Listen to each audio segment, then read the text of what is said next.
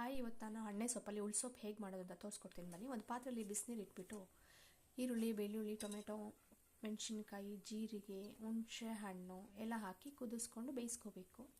ಅದಾದಮೇಲೆ ನೀಟಾಗಿ ತೊಳೆದಿಟ್ಟಿರೋ ಸೊಪ್ಪನ್ನ ಎತ್ತಿ ಪಾತ್ರೆಯಲ್ಲಿ ಬೇಯಿಸ್ಕೋಬೇಕು. ಕುಕ್ಕರಲ್ಲೂ ಮಾಡ್ಬೋದು, ಬಟ್ ಕುಕ್ಕರಲ್ಲಿ ಮಾಡೋದಕ್ಕಿಂತ ಪಾತ್ರೆಯಲ್ಲಿ ಬೇಯಿಸ್ಕೊಂಡ್ರೆ ತುಂಬ ಟೇಸ್ಟಿಯಾಗಿ ಚೆನ್ನಾಗಿ ಬರುತ್ತೆ.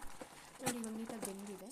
ಅದನ್ನು ನಾನು ಸಪ್ರೇಟಾಗಿ ಸೊಪ್ಪು ಮಾತ್ರ ಒಂದು ಪಾತ್ರೆಯಲ್ಲಿ ತಗೊಂಡು ಅದನ್ನು ಒಳ್ಕಲಲ್ಲಿ ರುಬ್ಕೊತಾ ಇದ್ದೀನಿ.